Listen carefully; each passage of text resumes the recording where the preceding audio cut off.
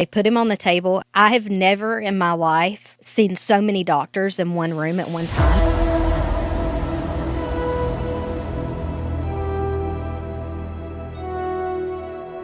Like minutes after that, a doctor comes in, rolls her little chair up to us, and she's like, I can tell you that your son is very, very sick. I need you to leave the room, but I need you to trust that we're going to do everything that we can. Yeah. Did you guys have to go to therapy to get through any of this? I'm still in therapy to this day, and will stay in it till the day I die. Do you feel like one mourning process was easier than the other? We grieved on completely opposite sides of the spectrum. You're so strong. Imagining going home as a mom and having the nursery and not having the baby is crazy. Rough.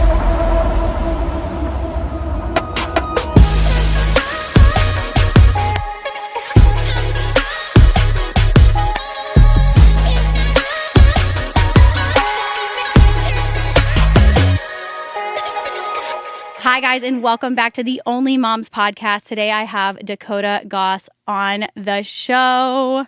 I'm so excited because we have talked loss in a lot of different ways, but I really want to hone in on like how you can be a supportive partner. Dakota is 26 years old. She is a mental health and child loss advocate. Dakota also owns her own social media management company, and she is a mom of 4. She has 2 Earthside babies and 2 Heavenly babies. So Dakota, before we get popping and you catch everyone up to speed, I am going to get you some of our Mom Juice Rosé. Perfect. Dakota's such a champion. I want everyone to know that I've just been psycho. I've been a full psychopath, and I actually came into the studio with plastic cups. The studio is catching my energy by now, and they're like, we have wine glasses. But it's also not chilled. So she is getting rosé that is lukewarm. Here, Dakota. But thank God we got her some glass, right? It's really not that bad. Like warm. Yeah, I will say. I mean, obviously, I've had it in every form, and she is our top selling SKU, our hero SKU, and so we can't keep her on the shelf. So I would have been really surprised if that 1 degree too warm turned you all the way off. I feel like you can actually get more of the notes. Sometimes people serve it a little too cold and it hides its blemishes, but no, I drink her all the way. Oh. Okay, so now that we've got wine in hand, which is probably going to make me cry throughout all these stories, but Dakota, why don't you catch our audience up to speed? You've had a lot going on. Yes, to say the least. So basically, I am a mom of 4, technically. My firstborn was born in 2019, and he passed away at 11 days old. And then my second child, he is now 5. And then my third child and 4th was technically twins. And then I lost a twin about halfway through my pregnancy. So now it was a boy and a girl. And so the little boy is here. He's 3 years old. And then my little girl's in heaven. So that's one of the foundation starters of pretty much everything I do now. And then my business, it kind of started a little bit, I would say more in high school. I developed a love for photography and just vision and just business things. And it just grew. It was very small in the beginning. And each year it just tends to amaze me what we add on and what we continue to do. So that's basically kind of work side of things. I fought a lot of medical battles in my entire life. I've been sick for a long time, for about 5 years, and they thought it was autoimmune stuff, and then it ended up being something brain-related, and had to have brain surgery in December. And then I have an incredible husband. His name's Dakota as well, so we're the Dakotas. We've got the double Dakotas in today. It's funny because her husband drove her here because you cannot, drive with recently having brain surgery. And I was contemplating on the way over here of actually asking him to join us. But I was probably would, but. Yeah, I think he would. He seemed down. Yeah. But then I was like, you know what? You deserve your moment. Yeah. Not that he would change the story or whatnot. He would put 100% focus on me because that's just who he is as a person. But yeah. So just having brain surgery, I wanna chat through this.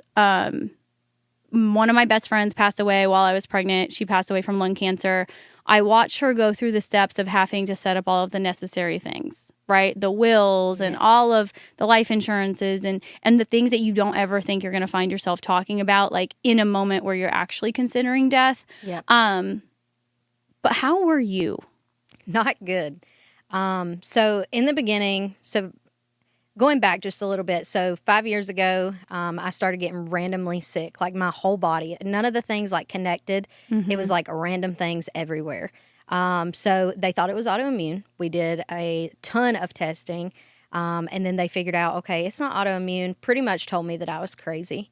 And I'm sure most other moms feel that same way when like, you know your body and you know that something's wrong with you. And I'm such a go-getter. Like I work all the time. Like I have so much ambition to do things. And then I found myself not even being able to get out of bed. And at 20 some years old, like that's not fun. Yeah. So basically in June of last year, they figured out that I had what's called idiopathic intracranial hypertension. And so basically, to sum that up, idiopathic means there's no known cause, so they don't know what caused it. And then intracranial hypertension is basically just too much pressure on your brain. Holy shit, they don't know what caused it. Yeah, so there's no known cause. So like some people may have like hereditary things or maybe they had a fall or an incident or trauma, and mine, it was none of that. So I went to the doctor one day back in June, well, technically May of last year. And this doctor that I had, she grew up with me and my husband. And so she knew me on a personal level. And I cried my eyes out to her. And I was like, I'm so sick. And I was like, I know that something's wrong with me. And I'm going to die one day, like, because y'all can't find this. Yeah. Like, and I need you to believe me. I need you to help me because everyone else is like making me feel insane. And she did the thing. Like, I love that lady to death. She ordered an MRI and a couple other like scans. And then within like 3 days, they knew what I had. And so she sent me to the neurosurgery department, in Winston-Salem. And they basically, went over everything and told me that treatment options are near to none, that most medication for this disease fails. So at some point in the next year or so, you're probably going to need surgery for like the severity I had. I think there's different people have different outcomes. And so they basically was like, you're going to have surgery. And I was like, no, I'm good. Like, I didn't think at that first visit, I was like, there's no way that this is real.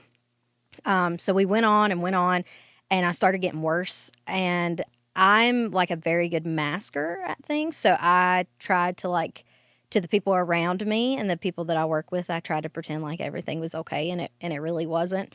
Around October, my neurosurgeon was like, you need to have surgery now. And I was like, all right, what do we do? And I was like, I really don't want to have surgery yet. I had some client obligations that I needed to fulfill. Girl, I know. Not the motherfucking client obligations. But we it was are so wild. bad. I'm like a people pleaser. It's so bad. But I had obligations, and I was like, I cannot do this until December 1st. I was like, can you keep me alive till December 1st? And he was like, yeah. So basically, they scheduled the appointment for December 3rd. And I don't think it really hit me until like right before Thanksgiving. Me and my husband started having conversations that I never thought that I would have. Like we talked a lot about if I was to die, like what I would want him to do with his life as far as like finding another partner and raising our children. And I think that was really hard. And it was really hard for him. He's got a lot of trauma, when it comes to relationships and things like that. And he lost someone that he was planning to marry.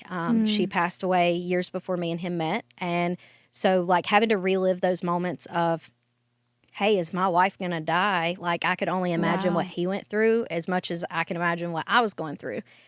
So we had these conversations, and some were very, very serious, lots of tears, and some were very, like, trying to play it off as, like, who you going to sleep with, going through, like, all these people. I know, because the answer is trying always... to be funny. Yeah, the answer is always, you're not going to date anyone, I'll haunt you, right? Like, yeah. But in, like, what was your answer? Basically, I just told him, I was like... there's only a handful of people that's like an absolute no, like I will come haunt you. And then there's a like, there's other people I was like, well, this person would be good or this person would be good. Not you actually coming up with people. And he was like, no, we're not doing this. We're not doing this. But he knew that it was conversations that needed to be had, whether we wanted to have them or not. So I was very proud of how he handled a lot of that. And I was proud of myself because I'm jealous. I love my husband, and my husband is my world. And a lot of people are like, oh my God, that's so sappy. But like, we have been through so much trauma together, and I think you trauma bond. Like you finally have someone that truly understands what you've been through and how you're sees feeling. You. Yeah. And like, I know that a lot of men are like terrible, but like, I can honestly say like, my husband is like my rock. Like, I don't even think I'd be alive today if it wasn't for him. Wow. And I think he could probably say the same, like vice versa. So having those conversations were super hard. I mean, right before I had surgery, I was recording videos for my family to play at my funeral. Like, wow. It was insane, the things I did. And looking back now, I'm like, oh my gosh, that was so crazy. But in that moment, it was like, not necessarily that, oh, I'm going to die, as much as it was, what if I die and my kids never get to hear my voice again or hear me say like, I love you or things or like good that. night. Yeah. So there was a lot of moments in that was very, very scary and hard to grasp. And I don't think a lot of the outside people that wasn't like in my household really understood how difficult it was for us. Oh yeah, the depth of of considering death, not only for yourself, but for your husband, and then separately for your children, and what that's going to look like. You know, it's interesting, I want to dive in a little bit because I feel like on the day-to-day with parenting, if you're parenting with a spouse, you get hung up on these tiny things. Yeah. I was just talking to my esthetician. She was stating that her and her husband, like, she's one way, and when we're very similar actually, but like, little things, like if we're fighting about the toothpaste, how often the kid is using the toothpaste with the fluoride, right? Like, that's so silly compared to your situation. And what were some of those things when he asked you, like, how do you want me to raise the children without you? What were some of the things that actually mattered? Honestly, I told him my biggest thing was I wanted him to be happy and for them to be happy. Mm-hmm. And I never wanted... A big conversation was, even if a new woman comes into his life and that is their new quote unquote mother figure in their life, that I never wanted them to forget about me. Mm-hmm. And it wasn't as much about how many cups of vegetables a day or things like that. It was that I want you to incorporate me and the things we did before I like passed away to what you do every day after I leave Earthside. I think that's such an important message that we need to remind ourselves with all of the craziness that's going on every day. It's like, you're not necessarily fighting with your husband, you're parenting with your husband. And these conversations can be conversations and not arguments, but they're completely normal. Yeah. And some of them don't matter as much as we think. No. But we don't let it go because we're women. And we really, I never let it go. Yeah. Never. I'm the same. I find myself fussing over the craziest things, and then I'll like stop myself and I rewind my brain and I'm like, why did I even fight over that? Like, that was so stupid. Well, we need to cheers to you first before we go any further. For your strength in all of this. How did you tell the kids? That was kind of difficult. So I didn't really talk about death as much because at the time they were 2 and 4. Because they just turned 3 and 5 in January. So mainly it was, mommy's going to the hospital and they're going to operate on my brain, and that I've been very sick. And my oldest, he understood because like I was having really, really severe headaches the end of like right before I had surgery. So he would come in my room, and if I was like in there in the pitch dark sick, he would be like, Mommy, are you okay? Like, he understood something was different, something was wrong. Now my youngest, he don't really understand. He does walk around now and he says that the doctors cut all my hair off. So he kind of understands, but like, as far as like, I could wake up tomorrow without a mom. I don't think he got that concept, but, like the night before I went in for surgery, we read them a bedtime story. We say prayers every single night. And we just explained like that I was sick and I needed to go to the hospital and they were going to do brain surgery, and it could end bad. I don't hide anything from my kids. And a lot of people were like, oh my gosh, they're young. Why are you going to like tell them about these things, but they're human. They deserve to know, like, Yeah. things in that situation. I know some things could be sheltered, but I just didn't feel like that was the time or place. And thankfully, I'm still here. So Yeah. it didn't end the way that we thought that it could have ended. But What they were the took it pretty well. chances? So, I mean, really, death was not 100% on the table. Okay. So they didn't say, oh, you could die. It was more of brain hemorrhage that they were worried about.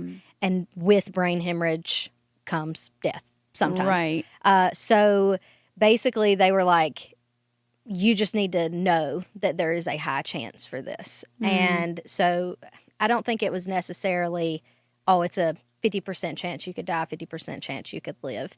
So, and in any instance where they're operating on your brain or spine or anything, heart, like it's serious.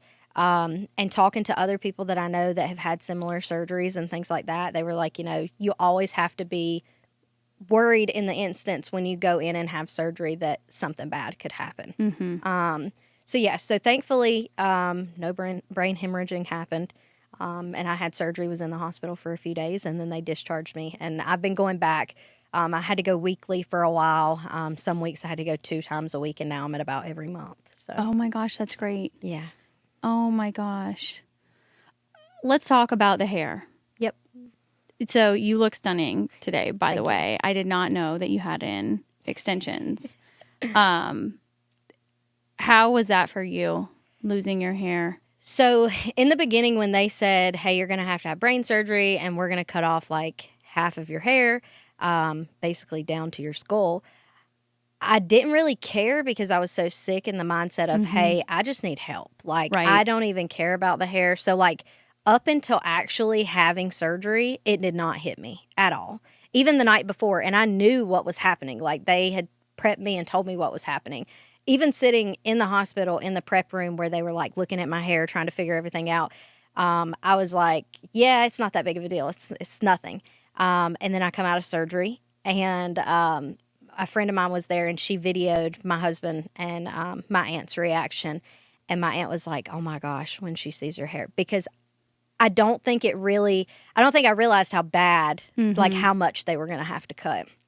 And so when I came out of surgery, all of my hair was like from right here over, and then all this was like bald, basically. Okay. And so I was out of it for a while. And then when I fully like came back to later that night, I was like, oh my gosh, like, what am I going to do with my hair? And I meet a lot of people. I'm the face of a lot of things.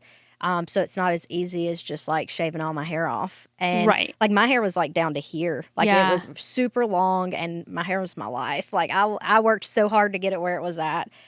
So when I did wake up and see, okay, my hair is gone, it started affecting me like mentally as far as like my confidence, I guess you could say. Like I didn't feel pretty. Yeah. And of course, I mean, I just had brain surgery. So like everything's going on in my body. And even when I got home and I was doing better, I would like try to like pull some of my hair over. And the craziest thing about brain surgery is the surgery that I had, I couldn't wash my hair for over 2 weeks, which is nasty. And like but think of it as like you're laying on an operating table, you've got blood all in your hair, and then you're going 2+ weeks and you can't wash that out like at all. Like they wouldn't let you because where it was open, they didn't want infection and stuff like that. So like I think that killed my mental health. Like those 2 weeks of, it was a little over 2 weeks, but those 2 weeks really, I was like, oh my goodness. And I have a really good friend. Her name's Caitlin. She does my hair. And I was texting her and she was like, girl, you look good. Don't worry about it. And I'm like, no, like I really need you to fix this. And so when I got cleared to wash my hair and like fully get it out, I waited a couple days so I could wash it several times because there was a lot of buildup there. And so then I went in and she cut my hair off, put extensions in on this side because this is the side that most of the stuff was cut off of. And I mean, when I left, I kind of had a lot of my confidence back as far as like, okay, I'm looking a little bit normal again. And for some people, it may not matter. But for me, it kind of did matter once I like seen it. No, I get that. I feel like my hair has been a big part of my identity my whole life. I was blessed with great hair. You know, I had my hair just as long as you mentioned your hair was for a very long time up until like 2 years ago when I gave birth. And I could imagine that feeling like an identity crisis for Yeah. myself. Welcome to season 2 of Only Moms. And I can't kick things off without giving a little treat to all of my favorites. So if you're new here, I founded a winery, co-founded actually with my business partner, Kristen Taylor, called Mom Juice. And we're all about keeping the bullshit out of wine. So not only do we slap our ingredients on the back of the label, but we are also gluten-free, vegetarian. Yeah, not all wine is vegetarian, okay? You might just be drinking fish bladder, and that's fucking gross. Regardless, we're giving you 20% off today. So all you have to do is go to momjuicewine.com, and at the end of your order, put in Only Moms as your discount code, and treat yourself, girl. Yeah. And it sounds so vain. Yeah. Right? You're like, actually, I just survived brain surgery, but if I don't get these damn extensions, Yes. this shit is gonna. Yeah. No, Caitlin even told me, she was like, you need to worry about healing. You don't need to worry about your hair. Nobody gives a shit about your hair. And I'm like, but I give a shit, and I need it done like right now. Mm-hmm. And she's so fed up with me, but she helped me, and she helped me get a piece of myself back after losing so much in that. And I feel like we shouldn't feel bad about wanting to get a piece of yourself back. Yeah. Right? Like any women that are out there that are sick right now that may be going through something, don't feel funky. Like just say what you want. And if I want to wear a wig, or if I want extensions, or if I'm going to go all the way bald, and rock that, like whatever it is, like tell us how to support you. I feel like I truly would need my hair back to start feeling good again, to leave the house. And see, I typically on a normal day, I don't wear a lot of makeup. Mm-hmm. I'm not super girly. So like my hair was literally the only thing that I had. And so, I mean, it was an identity thing for me. And I'm thankful that she helped me like get it back. Because even in my mind then, I wasn't even thinking about extensions. I was like, oh my gosh, what am I going to do? Like in my head, I had forgot about every single option with hair. Like I was like, I don't know how she's going to fix this. And she's like, girl, calm down. Like there's fake hair. There's this. Right. Like I almost bought a wig. And then I was like, nah, let's see what she does. And then she done fantastic, and I absolutely love her for that. And she'll probably never understand how much that meant to me, like giving me that small piece of myself back. And she's been a really good friend of mine for many, many years. So, and you know how when you go get hair done, you have that decompression moment of like going through everything you just been through. And she was absolutely amazing. Okay, well now we have to cheers to her, your bestie who gave you your identity back. I love it. They say that 12 minutes on the phone with one of your best friends can actually change the entire day for you, as far as like even like changing the chemistry in your brain on how you continue to move forward and react. Like if you were having a bad day, how quickly it can turn around for you. And when I was reading that quote, and of course, don't quote me exactly on what it said, but it just reminded me how special best friends are. Yeah.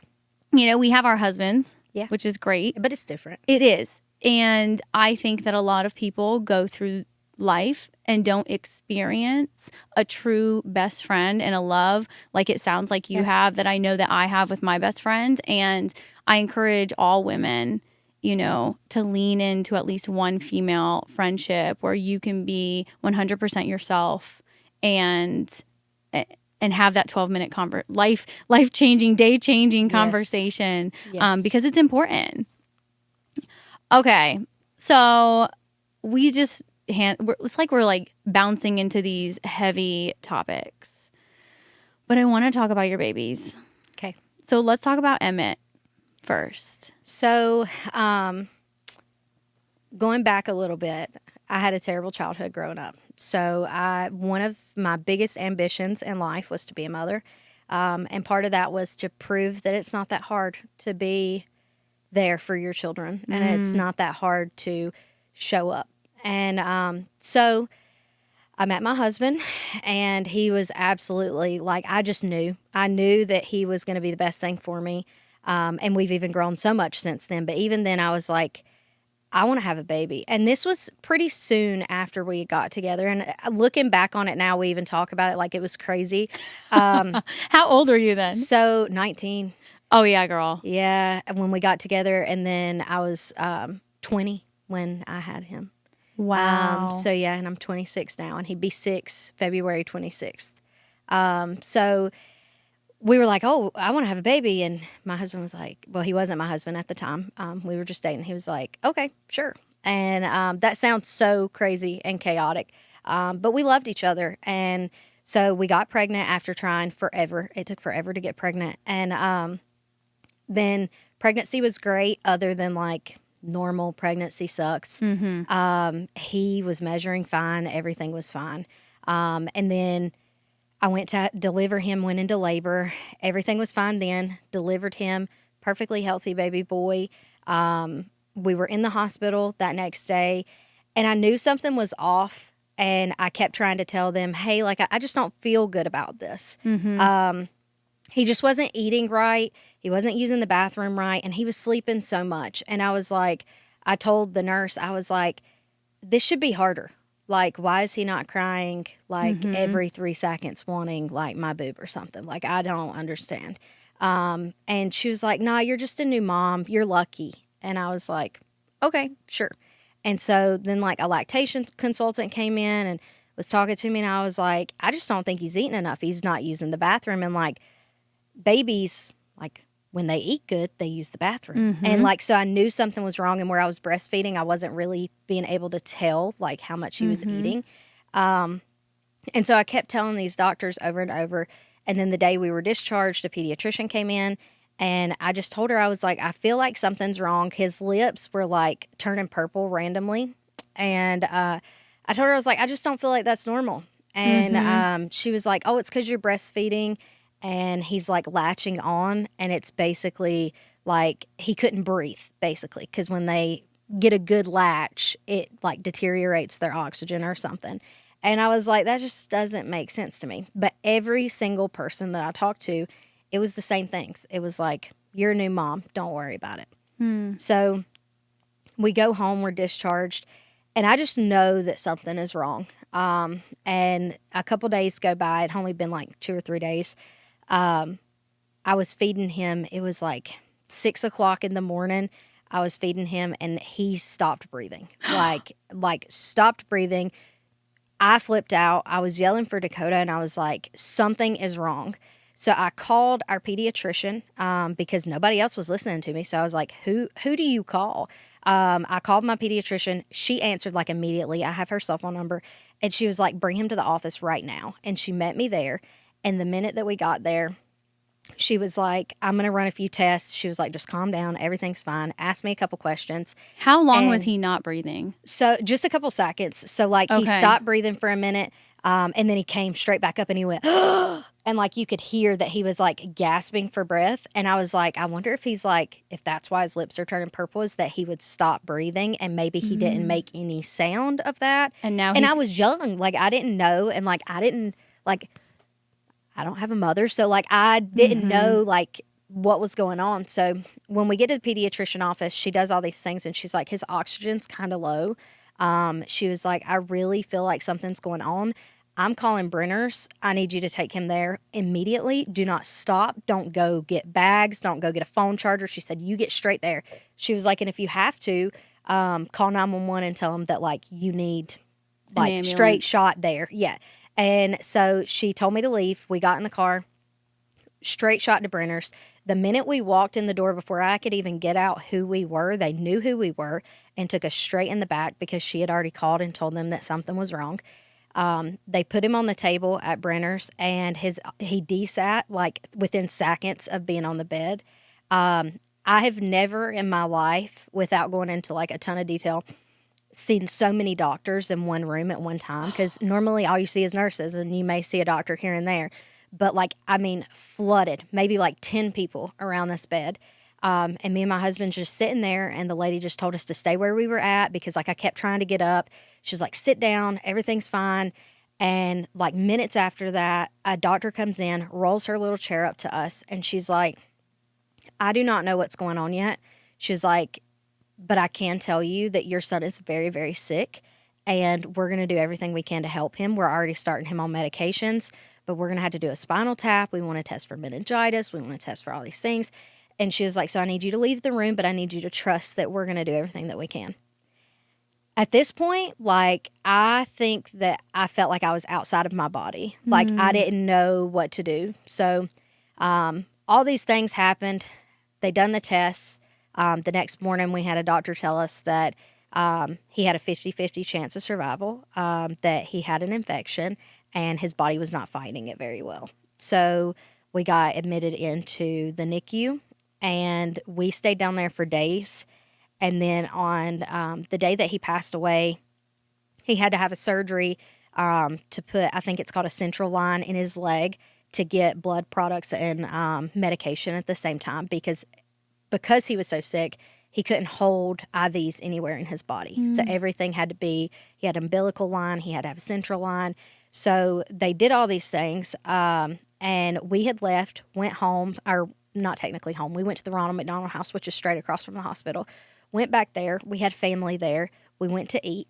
And within 20 minutes of being at the Ronald McDonald House, they called us. And he had already got out of his first surgery at that point, was fine before we ever left.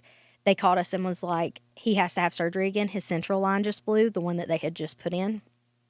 And they were like, if he don't have surgery in the next 10 minutes, like, this could be deadly. Like, so we need you here because the anesthesiologist will not do it without your permission. So all I remember was I looked at Dakota. We was standing. I literally had put something in the microwave, and I turned around. And I said, "We got to go." Like, our whole family was there. I didn't even tell them what was going on. We ran out the door. I don't even remember how we got back to the hospital. I don't know. Like, that whole little section, like, went black in my brain. And then next thing you know, we're standing in the NICU, and the anesthesiologist gets us to sign these papers. And basically, he was like, he does not have a very good chance of survival after this surgery. And so he was like, I need you to take a few minutes to go and spend time with him before, like, while our team's prepping. They didn't even have time to get him to an OR. They done surgery in the middle of the NICU. Yeah. So all of that happened. We stood with him for a few minutes, and I gave them time. I told the doctor there was a few things that happened with the doctor. They had something wrote down wrong. And I was like, no, it's this. And they put us in this family room. At this point, I don't know how, but our family had figured out what was going on. And everybody started showing up. And so they put us in a family room. It was me and Dakota by ourselves while they had started the surgery. And this social worker lady had came back there and was talking to us. And she was like, at any point, I'll come back and get you, but I need y'all to stay here. A couple minutes after that, she come back and she said, things are not looking good. And I think you should come with me.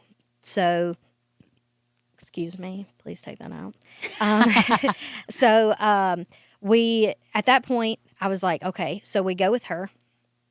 We walk down this hallway, and you could see, like, they had these barriers put up over his, like, hub in the NICU. And we walked behind it, and she took us to where he was actually at having surgery. And that part, I'm not going to go into a lot of detail because it's very dark. Well, I have PTSD to this day. But they were doing everything they could. They're absolutely amazing. I cannot say anything negative about any of the doctors. The surgeon that was, like, taking care of him that day, I know her personally, even before everything had happened. So I knew that she gave it her all. We ended up having to make the decision for them to stop CPR and stop pushing blood products because it had just got to the point where they were doing it for us. It wasn't that it was saving him. It wasn't that it was helping him in any way. They were doing it so that we were okay. Oh my God. And so all that was happening. And so he had passed away that afternoon. And that's pretty much his story. We learned a lot from all the different things in the medical world and learning, like, the dangers of not being careful when you have a baby. And honestly, it comes down to one of those things that, like, as a new mom, you do anything and everything to protect your child. And that day I learned that no matter what you do, like, bad things still happen. And we were so careful. We did everything what I felt like was right. The only thing I can say I regret is not beating down doors until I found an answer when I knew that something wasn't right. Did they say that if they would have caught it sooner, he would have had a better chance? So there's been 5 cases in Winston-Salem. My child was the 5th, and 2 had died and 2 had lived. And so they really said that it was just based on how the baby fights it, basically. So I don't know. I think every single day I'm like, well, if I would have done this sooner, if I would have done that sooner, but I really don't know if it would have changed the outcome. But they said pretty much once you get it from day one, it's 50-50. Like there's never 75-25. And like his treatment was working. And one thing that I've not really even discussed with a lot of people back in my hometown, like his treatment was working. It was clearing up the infection. He actually passed away from MRSA from the hospital.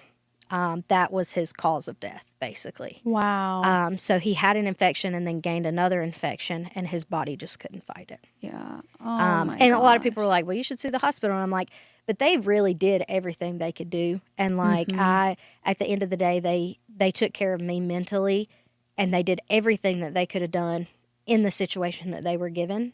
Yeah. I cannot fault them in any way. You're so strong. Yeah. Because I feel like I need someone to blame. That was me for a long time. And then I started realizing the thing about death and grief is even if I would have had somebody to blame, or even if I would have known where it came from or who had connections to how it even happened, it's not going to change the outcome. It's not going to bring him back. And I don't think it's going to make me feel any better. Right. I'm just going to hold a grudge for the rest of my life over something that I don't even really know if it was true or not. But I had to stop letting those things consume me and learn that the best way to handle the situation that I was in was to make sure that other people knew the risks of having a baby and not being careful. And I mean, we were careful, but being careful, there's never an amount of careful that is careful enough. That don't even sound right. But and the advocacy, both your story about your own sickness and now Emmett's story, you were having to push so hard to advocate for yourself and for your baby in 2 completely different situations. And like so often we hear that with women of color, right? Like that they feel like they're not supported. They feel like they're not heard. No one's listening to them. And we have to put our foot down. Yeah, you're exactly right. And that is what I learned from that situation was if I feel something in my gut, to never let that go. And even with my children now, every single time that I've took my child to the doctor for something, I was right. And that's what I hold on to is a mom knows. Yeah. A woman knows. Women know their bodies more than anybody else. And we know our babies. Yeah. Like I really can honestly say that if I wouldn't have trusted myself in a lot of situations, there could have been negative outcomes in a lot of situations. But I'm thankful that I learned that lesson. And I try not to blame myself because as parents or moms anyways, I could say, I can't speak for my husband, but even though we want someone to blame, the biggest person we want to blame is ourselves. Oh, yeah. Because you circle back to what if I wouldn't have let nobody touch him? What if I would have done this differently? What if I would have washed my hands 3 times instead of 2? Like there's all it's like these things. You actually just gave birth, and like how are you going to sit here and do a sterilized checklist of all of the things that you could have done? Like there's no way. And we always place blame on self. So I'm proud of you for dropping that. But we've grown a lot since then. If we would have had this podcast 3 years ago, it probably would have been a completely different scenario. And a lot of people are like, how can you talk about it and not cry? Yeah, girl, I'm over here tearing up. And it's, I do. But at the same time, like, I've told this story so many times to help other moms that are going through child loss or miscarriage or just their child being in the hospital that I get strength from telling the story because I know that it's helping other people. Yeah. And if I cry the whole time, I'm an ugly crier, so you're not gonna. So am I. It's okay. You're not gonna hear a word I'm saying. Let's talk about your relationship with your husband, because you still, give him so much praise, and it seems like you're in this wonderful marriage. At the time of all of this happening, you guys weren't married. No, we were not. You were not married. You were so young, fresh in this relationship. Let's have a baby, and then baby passes away. This happens. Yeah. So one thing, it was scary because I didn't know how everything would turn out. We grieved on completely opposite sides of the spectrum. So like when everything happened that night, I had looked at him and I was like, I don't want to go home. I was like, I'm going to go stay at the Ronald McDonald House tonight because I didn't want to go back to my house where everything was. So I went back to the Ronald McDonald House, and on our way back, he was like, I'm going with you. We went over this bridge, and I was like, just drive straight off of it. And like, I mean, I know that's so morbid, but no. I was like, just drive straight off of it. And he was like, don't tempt me. Like, we were both in the same mindset of, what do we live for at this point? And we loved each other a lot, but a child's love will never compare to relationship love. And so we joked about it later, but that night we went back to the Ronald McDonald House. And one thing that me and my husband's always done, our whole relationship since day one, is like we take showers together. I know that sounds so cringe, but that is something that like, that was our space. Like we would get in the shower, we would talk about things that would hurt us. And a lot of reasons that we did that is because when you cry in the shower, there's a lot of water, so you don't know you're really crying. So it just kind of like happens. It also is a really vulnerable place to be having a conversation or a fight or, because you're in your most vulnerable state. You are literally naked and afraid. Yep, and for real. And so there is something different and intimate about having a hard conversation with your partner in the shower. And if you have not tried it, I would suggest you try it. Like too. People like look at me like I'm crazy, and I'm like, no, you just need to do it, because I feel like there's no noise around you. Nobody can interrupt you. Like, just lock the bathroom door and do your thing. And so when we got back to the Ronald McDonald House, we got in the shower because that was all we ever knew how to do, was to communicate. And I remember just crying and crying and crying and wondering, like, what do we do from here? Like, I just birthed a child. My body's still going through postpartum. Oh, God, And I'm like, you still have a long journey. Yeah. And I'm like, but I'm going home with a body that birthed a baby with no baby. And all the baby stuff. Yeah. And so one of my best friends at the time and my sisters, they went to our house and they put everything in his nursery. And so that helped us, like, going back home. But grieving on opposite sides, like, my husband didn't want to see anything. He didn't want to see pictures. When he went home, he didn't want to see nothing. Like, he wanted a moment to, like, feel what he was feeling without all of these things being in his face. And I respect that. I respect that then, and I still respect that. I was opposite. I wanted to sit in the rocking chair in the nursery. I wanted to lay in the nursery floor and read a book. Like, I was complete opposite. And you can be opposite and still respect each other's boundaries. So basically what we did is everything went in the nursery, and the nursery door stayed closed. And if I wanted that moment, I would go tell him, hey, I'm going to the nursery. I'll be back in a little bit. I would go in the nursery, shut the door, sit in the rocking chair, lay on the floor, do whatever I had to do. Like, I took naps in there if I wanted to, like, just to feel close. And he didn't. And that's okay, because he grieved in other ways. And so we had to learn how to communicate, and a promise that we made to each other, like, once we got home, and it had probably been a week or so, I told him, I said, I need you to always communicate how you're feeling, and I need you to always communicate if you have dark thoughts, even if you don't want me to know about them, because I need to do the same for you, because we are the only people that can save each other at this point. And if you're not in my corner and I'm not in yours, then we're screwed. Like, so we just had that boundary of, this is what we need to do. And then we also made the decision, if one of us feels like we need to break down and just have a moment, you grab the other one, you go straight to the shower. And that's what we did. And a lot of people, like, look at me like I'm crazy, and I don't care, because it got me through some of my darkest times. There was days that I would look my husband in the eyes and say that I didn't want to be here. And vice versa. Like, I mean, And to be a man and to really feel what you're feeling in front of your wife like that, like I can only commend him for that. And I do believe our relationship was extremely strong before Emmett passed away, but going through that together gave us this intimacy and like just, I don't even know how to explain it. Like it just gave us a part of ourselves that I'll never be able to thank him enough for what he did. And I'm sure he feels the same. But we had to be open communication always. Yeah. And I'm thankful that it worked because I have had many, many women in my inbox talking to me about like, hey, I had a miscarriage or I had a stillborn and me and my husband can't even speak. And that exists. Yeah. But you have to understand that there has to be that boundary of communicating what you're feeling. Because if one person is hiding everything, it's never going to work. They need their shower moment. Yeah. Oh, gosh. Girl. Yeah. Sorry. I know. I just like imagining going home as a mom and having the nursery and not having the baby is crazy. Rough. It was rough. And we didn't touch the nursery for a long time.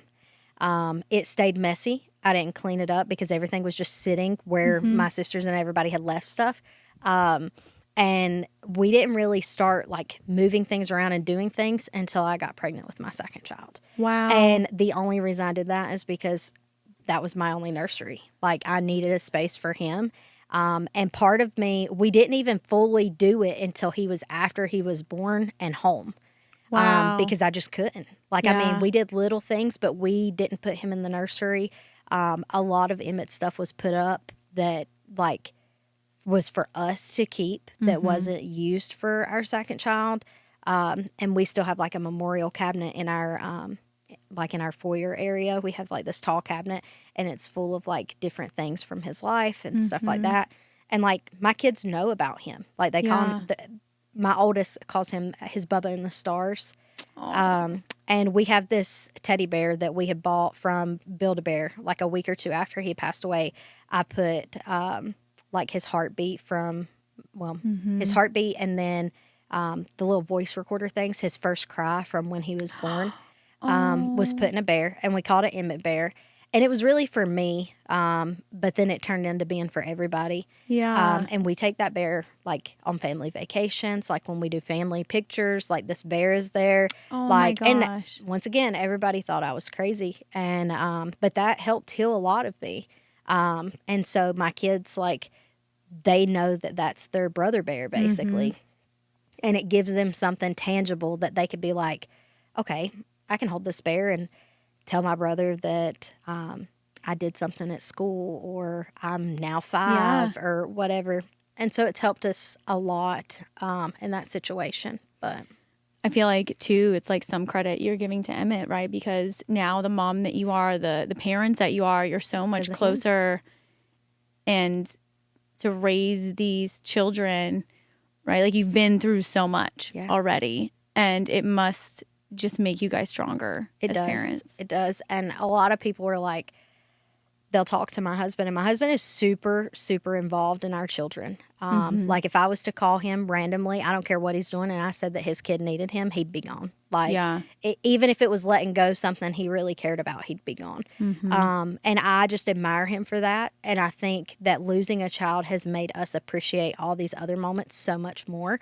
Like going to Christmas parties and like things for school that really doesn't matter to a lot of people, but I'll clear my schedule for. Like, I will make sure, like, if my child has something going on that I feel like I need to attend or be there at, I'm not booking appointments that day. And either you like it or you don't. Like, that's what's made me who I am today. And so I think that what we went through taught us so much about life, about our relationship, and about parenting.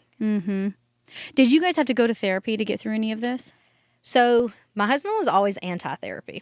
A lot of guys are. He still kind of is. But he's opening up to it. I have been in therapy since about a year after Emmett passed away. But we never went to couples therapy. He never went to therapy. Still to this day, has not went to therapy. Okay.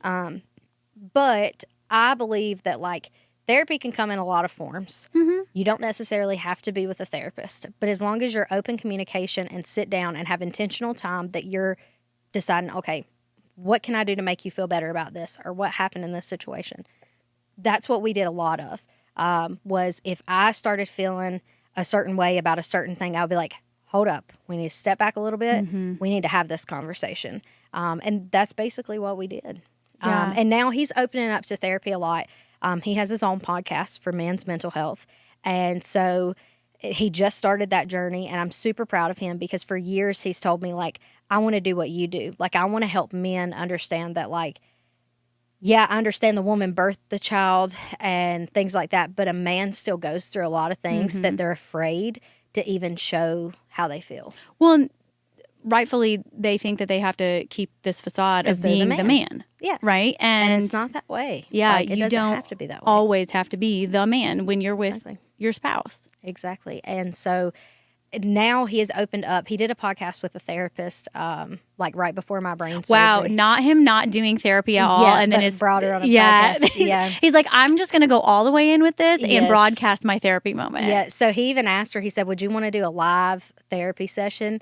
And she kind of talked him out of it. And she was like, there's reasons you don't want to do that when we just met. Like, let's talk first. But he fell in love with her. Like, he absolutely loves her. And she is one of my clients. And so we talk a lot. And I feel like therapy is not a bad thing. But a lot of men have this stigma against therapy and getting help and feeling what they feel. So I'm very proud of him for deciding, hey, I think I want to go through a journey to get help, whether it's therapy or whether it's just recognizing your feelings and recognizing what you've been through. So, yeah. I don't want us to keep diving into such negativity, but I do want to understand what happened with the twins. Yes. So I still don't have a lot of answers as to what happened with that. So when I got pregnant, I had it's called hypermesia gravidarum, or however you say that, HG. Okay. And so I was super sick, like could not eat for days, throwing up, in and out of the hospital constantly. They ended up doing an ultrasound, saw that there was twins. We went on for a little bit, and I just kept getting sicker and sicker, like to the point that I ended up in the hospital right before we had confirmed that we had lost the other twin. And like my potassium was like little to none. They had told me that my organs were going to start shutting down if they didn't like start giving me like certain medications. And not your organs shutting down. Yeah, like it was like crazy. And so I was in the hospital for like 6 days, and they pumped me through all kinds of these different medications and stuff. And I was out of it. Like, I was so sick that I barely remember any of that part of my life. I remember I was in the hospital. I remember my husband was there. But I don't remember a lot of, like, the specific terminology of a lot of things. And so they got me better. I went home, and it was probably, like, 2 or 3 weeks after that. I went in for an ultrasound, and then she put the ultrasound thing on my belly. And she started moving it around. And I remember that before they were in separate sacks. So, like, she would move over and you would have one baby and then the other one was in another sack. And then she just, like, looked panicked. And I was like, what's going on? And then she, like, went over to that side and she was like, the heartbeat for, I think she called it baby B at the time. She was like, the heartbeat for baby B is, like, in the 60s. And she was like, I don't know what's going on. She was like, let me get a doctor. And then the doctor came in and she was like, I feel like what's happening is what's called vanishing twin syndrome. And I never deep dove into researching it because I was very, very depressed when that happened. And so, but basically the other twin was starting to vanish out of my body. Yeah. And vanishing twin syndrome. Yeah. And so they made me come in like a couple days later, and they kept an eye on the heartbeat, and it was slowly like going down. Like each time it would get less and less. And then once it got down to a certain point, they were like, okay, you don't need any more ultrasounds. And so I'd asked him, I was like, well, what do I do? Because in my head, I'm like, okay, I have 2 babies and one's dying. How is that going to affect the other baby? Does it stay in there the whole time? Yeah, do I need to have surgery? Like, I had a lot of questions. Of course, I still have questions. Yeah, and so they were like, no, because they're in separate sacks. the one that is passing will not affect the other baby. And so Okay. if they would have been together, I would have had to do something. But where they were in separate sacs and they had separate placentas, I think they said, they had no connection. So there was no way that like the sick baby could like. So do when anything. you gave birth, did you birth? So I had to have a C-section. Okay. Mainly because I was going into labor and things weren't happening. And so they did a C-section and there was like signs of the other baby, but the baby had already like decompressed basically, like broken down inside my body. Yeah. And so they got everything out that was left. And then, of course, my baby that was here. Yeah. So that was like the wildest thing. And I still don't understand it all. And like I could do research, but in my head, I would make myself more depressed by researching it that I just like dropped it. I was like, and I know a lot of people are opposite from that. But I was like, I don't want to know anymore. Like my life sucks. Let me just keep going on. Do you feel like one mourning process was easier than the other? No. So I feel like they were equally the same in different ways. And one thing that I've told a lot of women that I've spoken to is I've had loss on both sides of the spectrum because one child was earthside for 11 days and then he passed away. And then with the twin pregnancy, you could kind of like say it's like a miscarriage. I don't know. They have some like all these different terminologies, but like that baby passed in utero. So it was very different, but it was the same because I didn't have like, I mean, I'd already started buying twin stuff. Like, Right. Like I You were bought, well into your I pregnancy. bought a twin stroller that I didn't get rid of till this year. And like we had went on vacation, we was at the beach and I was buying all this twin baby stuff. And then when we got back is when everything had happened. And, so in my eyes, in my scenario where it was twins, I was supposed to go home with two babies. And even though I only went home with one, a lot of people were like, well, at least you have the other baby. And I'm like, but that doesn't matter. Like, right. That's like saying that your 10-year-old and your 5-year-old, you went to the mall and you came home with your 5-year-old, but your 10-year-old's missing. Like, Right. That makes no sense. Like, calm down, Susan. But it hurt a lot. And my postpartum, after Elliot was born, I almost committed myself to a mental institution. Wow. My postpartum was so bad. And I do believe that it was because of that. Because with Everett, I did not have bad postpartum. And with Emmett, I had a lot of feelings, but I don't know if I'd consider it technical postpartum because those feelings weren't there really until he passed away. So it was more grief than postpartum. And with Elliot, like, I would have envisions that, like, I woke up one morning and in my dream, I thought that I threw him down the staircase. Because, yes, like, I had told my husband, I was like, I do not know what is going on with me. I was like, I keep having these dreams that I'm going to hurt him. And I was like, and I had no intention. It was all rage related? Yeah. Like you weren't physically having like rage, but it was like subconscious? Yes, it was like subconscious. Like I fell asleep in the recliner one day and I had a dream that I just threw him in the floor.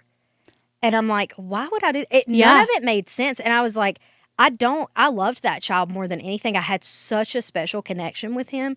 And I'm like, why is it when I close my eyes, like all these bad things are coming to me? Oh my gosh. And so I was on medication and stuff to like help me. Was it an antidepressant? Yes. Okay. Yes.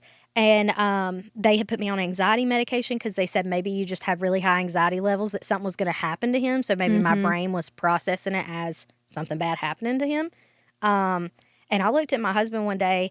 We were riding down the road and he looked at me and he said, Dakota, I'm really worried about you. And I said, I'm worried about me too. And he was like, what can I do for you? Like, what do we need to do? Yeah. Do I need to take you somewhere? Do we need to have you admitted? Like, what do we need to do? And I remember we had pulled up in our driveway and I looked at him and I said, Dakota, if you let me go somewhere where they admit me into the hospital, what if they don't let me see my kids? And I said, if they don't let me see my kids, I won't make it through this. Well, it's scary because you are having dreams, essentially thoughts about doing something horrible to your child, but you're not actively doing it. And God forbid you say that to someone that is like, well, you can't see them anymore. Exactly. Right? Like that's too far. Exactly. You know, when in reality, there's a lot of rage associated with postpartum if it's directed towards your spouse or towards your child. I didn't experience it, but we've talked about it on our podcast. And I think it needs to be talked about more because you should not be afraid to get help. That's when things go too far. And the system is so broken. Mm-hmm. And like, I hate that. I hate that for people that don't have a good support system at home and need the system.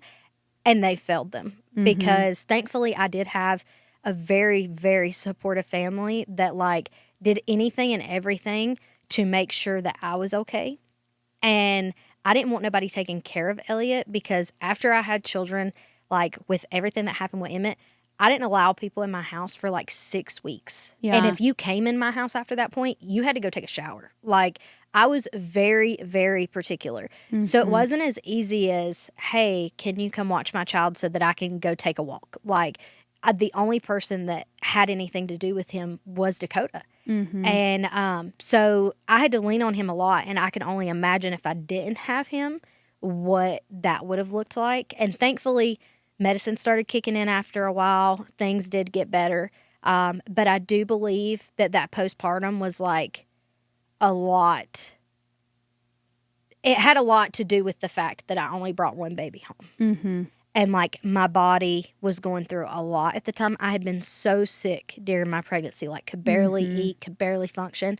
And then when I had him, like my body just didn't know what to do. Yeah. And I think a lot of women don't want to admit that things are bad. No, we never do. Yeah. I mean, I didn't admit that I had a traumatic birth until a year and a half later. I was like, oh, wait. Maybe that was traumatic. I think that was traumatic. I did almost die. Yeah. Because my husband said out loud, That's he's scary. like, well, if you would have done a home birth, you would have died. Yeah. And I was like, Oh, wait. oh, real happened. death. Yeah. Okay, that's trauma. You know, and we just like keep and going. a lot of times we diminish our own trauma because we're like someone else has it worse. Always. Every And time. I hear that all the time. When people would message me, and like I live in a small town, a lot of people know me, like even before everything happened with Emmett. But when Emmett was in the hospital, one of my posts had went viral on Facebook, which is very hard to do when you're not famous. And like I had people from like literally Australia, Canada, like messaging me, like sending like thoughts to us. And so everybody in town knew what happened. And so like I'd have women message me and be like, I just had a miscarriage and I know that you lost your child. And I'm like, do you hear yourself? Yeah. You just lost a child. Yeah. You lost a child. And so you don't- just want to talk to someone to feel seen. Exactly. And you're telling me you just lost a child. No. And the way you did lost too. yours may have been worse than how I lost mine. Right? But Yeah. but that's why I asked you that question about the grieving process with the two babies, because it is hard no matter what. Yeah. And as women, we have to stop dimming our light. Exactly. Well, in this case, dimming our traumas. Yes. you know, and dimming when our you, trauma. when the you need opposite. help. Yeah. Let me ask you this: did you have to stay medicated for a while? For about a year. Okay, It was that's not about bad. a year. And the only reason I got off of it was because I had a lot of hormone stuff going on. And I had just decided, let's try this. And Yeah. then, like, I quit cold turkey. Oh, that's always good when yeah. we do things like that. Yeah. Even though they said, do not do this, Dakota. You know, The I'm gonna one do thing it. we're asking you not to do is Yeah. quit the meds cold turkey. So after Elliot, I was on medication for about a year. And then with Emmett, I was on medication, but then I found out very soon after that I was pregnant again. So I had to do pretty much all of that unmedicated because I was having Yeah. another baby. But And your body, like postpartum, pregnant, grieving, yeah. figuring its shit My out. OBGYN hated Your to see brain me is actually coming. like, bitch, I know where this came from. yes. You've been putting me through a lot. Yeah. Yeah. Uh, for sure. where can someone that's been in this position, that's dealing with grief, where can they find resources? So really, I tell people to lean on the people around you and lean on, like, I used a lot of like the Facebook groups where you go on there, and it's like love, loss, stillborn, or miscarriage, or things like that. I found a lot of really good resources inside those groups. Don't turn down therapy. I'm still in therapy to this day and will stay in it till the day I die, because everybody needs therapy. and just leaning on other mothers that have been through the same things that you've been through. Dakota, my heart is just with you. Like, I've been through such an emotional roller coaster on this. I'm over here crying as she's telling the story. Look, we have been like hitting so many topics, and I just have to laugh because my life is just welcome to. I need a reality TV show for sure. You're so strong, and I appreciate you being here. Thank you for having me. And being strong enough to share these stories, because there are moms that need to know they're not alone. Where can we find you? I'm on Facebook, Instagram, TikTok, everywhere. Okay. Everything's under Dakota Elizabeth Goss. Okay. So you can find me any of those places. Yeah. Awesome. Thank you so much. Thank you.